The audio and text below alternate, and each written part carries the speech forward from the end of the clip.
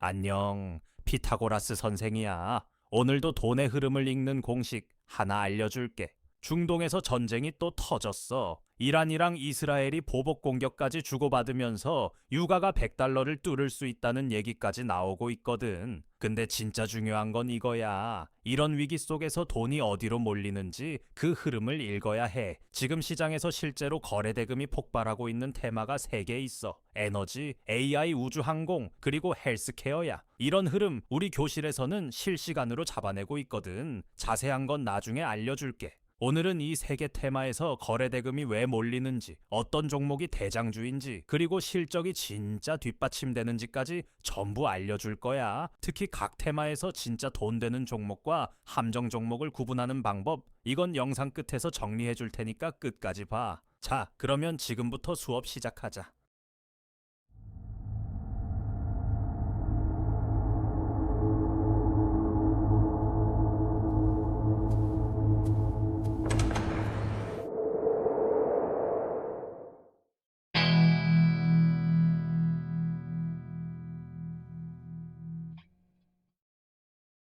자, 1교시 시작할게. 중동 전쟁이 터지면 왜 에너지주에 돈이 몰리는지 지금부터 알려줄 테니까 잘 따라와. 이란이랑 이스라엘이 또 붙었어. 이번에는 보복 공격까지 나오면서 상황이 심각하거든. 코스피가 장 초반에 1% 넘게 빠졌어. 원달러 환율은 1386건까지 치솟으면서 1년 5개월 만에 최고치를 찍었고, 이게 왜 이렇게 무섭냐면 역사를 한번 보면 돼. 1973년 1차 오일 쇼크 때 유가가 4배 올랐어. 1979년 2차 오일 쇼크 때는 3배. 중동에서 전쟁이 터질 때마다 유가가 폭등하는 패턴이 수십 년째 반복되고 있는 거야. 지금도 똑같은 상황이 펼쳐지고 있어. 근데 진짜 무서운 건 유가야. WTI가 100달러를 뚫을 수 있다는 분석이 나오고 있어. 호르무즈 해협이 봉쇄되면 이건 그냥 유가 급등이 아니라 에너지 대란이야. 전 세계 석유 물동량의 20%가 이 좁은 해협을 통과하거든. 우리나라 원유 수입의 70%가 중동에서 오거든. 여기가 막히면 한국 경제가 직격탄을 맞아. 쉽게 말하면 우리가 쓰는 기름 10통 중에 7통이 중동에서 배로 실려오는 건데 그 백길이 위험해지는 거야. 하이투자증권 박상현 연구원도 유가 90달러 넘으면 환율 1,400원대는 피할 수 없다고 했어. 실제로 휘발유 가격이 이미 1856원까지 올랐거든. 경유는 1864원, 9주 연속 오르고 있어. 주유소 갈 때마다 체감하지. 그래서 돈이 어디로 갔냐? 에너지, 정유, 방산이야. 한국가스공사가 하루 만에 6.49% 올랐어. 대성에너지도 5.66% 뛰었고, 전쟁 리스크가 커질수록 에너지 관련주에 돈이 몰리는 건 당연한 수순이야. 대장주를 정리해줄게. 정유에서는 S오일이야. 시가총액 8조 원, PER 5배에서 7배. PER이 뭐냐면 쉽게 말해서 이 회사의 1년치 이익 대비 주가가 얼마나 비싼지를 보여주는 숫자야. 5배면 꽤 저렴한 편이지. 유가 오를 때마다 거래대금 상위에 올라오는 대표 종목이야. 가스 쪽은 한국가스공사, 시총 15조, PER을 10배대. 이 회사는 우리나라 천연가스 인프라를 사실상 독점하고 있거든. 유가랑 가스 가격에 직접 연동되니까 변동성이 크지만 바꿔 말하면 유가가 오를 때 수익 기회도 크다는 뜻이야. 한국가스공사는 배당도 나오니까 배당 매력까지 같이 체크해보면 좋아. 방산에서는 한화에어로스페이스. 이건 이미 방산대장이야. 시총 40조, PER 25배. 중동 리스크의 유럽 군비 확대까지 겹치면서 수출 모멘텀이 계속 살아있어. 단순히 전쟁 테마만이 아니라 실제 수주 실적이 뒷받침되고 있다는 게 핵심이야. 근데 여기서 중요한 게 있어. 정유랑 가스는 사이클 산업이야. 이게 무슨 뜻이냐면 계절처럼 오르고 내리는 주기가 있다는 거야. 유가 오를 때는 재고평가 이익에 정제 마진까지 개선되면서 실적이 확 좋아져. 정유 회사가 미리 사둔 원유 가격이 올라가니까 그 차이만큼 이익이 불어나는 구조거든. 근데 유가가 꺾이면 실적이랑 주가가 같이 무너져. 2022년에 정유주가 미친 듯이 올랐다가 2023년에 급락한 거 기억나? 그래서 정유주는 장기 성장주로 보면 안 되고 사이클 타이밍을 잡아야 하는 종목이야. 올라갈 때 먹고 꺾이기 전에 나와야 하는 거지. 그래서 이 테마를 어떻게 봐야 하냐? 완전한 뻥튀기 테마는 아니야. 실적이 일정 부분 뒷받침되거든. 특히 한화에어로스페이스는 방산 수출의 엔진, 우주 사업까지. 수주랑 실적이 동반 성장하고 있어서 펀더멘털이 견고한 편이야. 반면 정유주는 육아 사이클을 반드시 감안하고 접근해야 해. 자, 2교시 들어간다. AI랑 우주항공 테마. 겉으로는 화려한데 속을 뜯어보면 뭐가 다른지 핵심을 파헤쳐보자.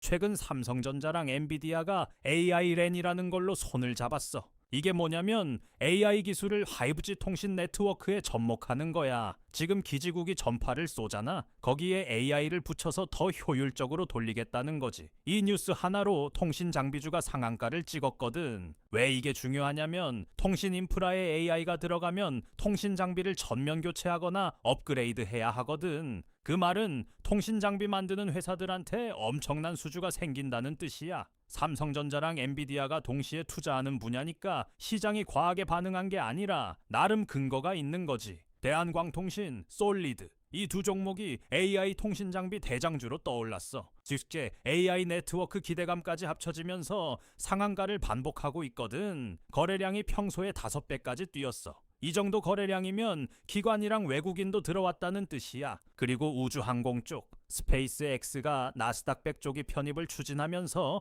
국내 관련주도 같이 불이 붙었어. 세아베스틸 지주가 하루에 10% 넘게 뛰었어. 우주랑 지주사 테마가 동시에 걸리면서 돈이 확 몰린 거야. 스페이스X가 나스닥 바에게 들어가면 관련 ETF에서 자동으로 매수가 들어오니까 연쇄 효과가 큰 거지. 근데 여기서 진짜 중요한 걸 알려줄게. AI랑 우주 테마 겉으로는 다 좋아 보이잖아. 문제는 실제 AI 매출 비중이 1, 2%밖에 안 되는데 이름만 얹힌 종목이 섞여 있다는 거야. 비유하자면 간판만 AI로 바꿔 걸고 실제로는 예전이랑 똑같은 장사를 하는 가게인 거지. 솔리드나 대한광통신 같은 통신 장비주는 실제로 통신사 투자에 연동되는 매출이 있어. 통신사가 장비를 새로 깔 때마다 이 회사들 매출이 올라가는 구조거든. 세아베스틸 지주도 우주 테마보다는 기존 철강 사업 실적이 깔려 있으니까 완전히 빈 껍데기는 아니야. 다만 최근 급등은 엔비디아 협업이나 스페이스X 뉴스를 선반영한 성격이 강해. 기대감으로 먼저 올라간 거지 실적이 따라온 건 아직 아니란 뜻이야. 주식시장에서 제일 위험한 게 뭔 줄 알아? 뉴스 나오고 나서 사는 거야. 이미 기대가 반영된 가격에 들어가면 실적이 못 따라올 때 급락을 맞는 거거든. 그래서 PER, PBR, 최근 튜에서 3년 매출 성장률 이 세 가지를 반드시 체크해야 해. 자, 마지막 교시야. 탈모, 비만, 백신, 치매. 헬스케어 특수 테마의 진짜와 함정 지금 공개한다. 네이버 금융 들어가봐. 강세 테마 상단에 뭐가 있냐면 탈모 치료, 치매, mRNA, 비만 치료제야. 경기가 둔화되면 사람들이 성장 스토리 있는 바이오 쪽으로 몰리거든. 왜냐하면 경기가 안 좋아도 사람들은 아프면 약을 사야 하니까. 그래서 헬스케어가 방어적인 성격을 가지면서도 성장 기대까지 있는 거야. 지금이 딱 그 구간이야. 대장주를 정리해 줄게. 탈모 쪽은 메타랩스, 피플바이오. 임상 뉴스 나올 때마다 거래 대금이 폭발해. 비만 치료제는 대웅제약이랑 D&D 파마텍. 라이선스 아웃 기대감으로 대만의 대표주야. 라이선스 아웃이 뭐냐면 우리가 개발한 약을 해외 대형 제약사에 팔거나 사용권을 주는 거야. 이게 성사되면 한 번에 수천억이 들어오거든. 백신 쪽은 수젠텍, ST팜. mRNA 플랫폼 기술로 코로나 이후에도 계속 테마가 살아있어. ST팜은 위탁 생산 사업으로 실적이 깔려있고 PER 25배대야. 코로나 때 반짝 뜨고 사라진 회사들이 많았잖아. ST팜은 그 와중에도 살아남아서 계속 매출을 만들고 있다는 게 차이점이야. 자, 여기서 핵심이야. 헬스케어 테마는 기본 제약 실적 더하기 파이프라인 옵션 가치 구조야. 무슨 말이냐면 대웅제약이나 ST팜은 이미 약을 만들어 팔고 있는 회사야. 기존 사업에서 매출이 나오니까 완전한 무실적 테마는 아니거든. 여기에 신약 개발이 성공하면 추가로 대박이 터지는 구조인 거지. 근데 탈모, 치매, 비만 신약은 대부분 아직 임상 단계야. 현재 실적이 아니라 미래 기대에 대한 프리미엄이 큰 거지. 임상이라는 건 쉽게 말해서 약이 진짜 효과가 있는지 사람한테 테스트하는 단계야. 1상, 2상, 3상이 있는데 3상까지 통과해야 약으로 팔 수 있거든. 근데 문제는 이 과정에서 실패 확률이 어마어마하게 높다는 거야. 임상 실패하면 하루에 50% 빠질 수도 있어. PER이 40배, 쉰배인 종목은 그만큼 기대가 많이 반영된 거라서 그 기대가 깨지면 조정폭이 엄청 클 수밖에 없거든. 돈을 넣기 전에 이 리스크를 반드시 이해하고 있어야 해. 아까 내가 영상 끝에서 진짜 돈 되는 종목과 함정을 구분하는 법을 알려준다고 했지. 지금 정리해줄게. 첫째, PER이랑 PBR을 반드시 봐. 기대감만으로 올라간 건지 실적이 뒷받침되는지 구분해야 해. PER이 10배인 종목이랑 50배인 종목은 리스크가 완전히 다른 거야. 둘째, 매출 비중을 체크해. AI 테마라고 다 같은 게 아니야. 실제 AI 매출이 1%밖에 안 되면 그건 이름만 AI인 거야. 사업 보고서에서 세그먼트별 매출을 꼭 확인하길 바라. 셋째, 사이클 산업은 타이밍이 전부야. 유가가 꺾이면 정유주도 같이 꺾여.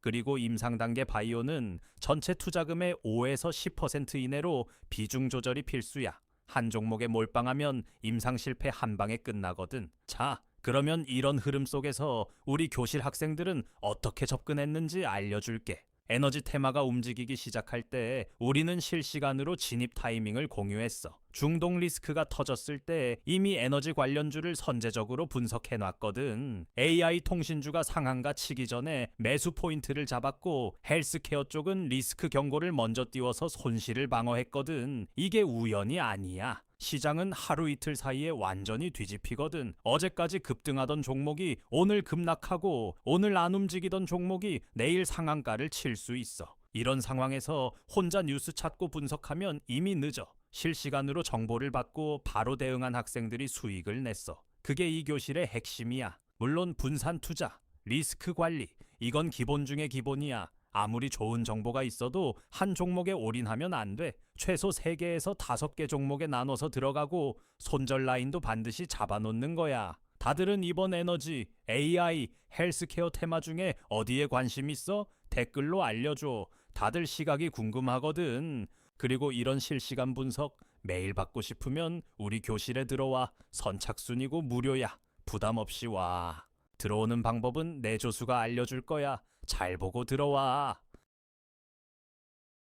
안녕하세요. 선생님 제자 김한나예요. 지금부터 교실 입장하는 방법을 차근차근 알려드릴게요. 자, 고정 댓글을 보시면 이 링크를 눌러주세요. 그 다음 입장하기 버튼을 눌러주세요. 그럼 교실 입장 전에 간단하게 선생님이 질문을 하실 거예요. 이렇게 밑에 입력창이 있으니 차근차근 대답해 주시면 돼요. 이제 마지막 질문까지 끝났다면 여기 체크 버튼 눌러주시고 제출을 누르시게 되면 신청이 완료됐네요. 간단하고 쉽죠? 교실이 정원이 정해져 있어서 신청하신 순서대로 입장을 도와드리는 연락을 순차적으로 드리고 있으니 연락 놓치지 마세요. 감사합니다.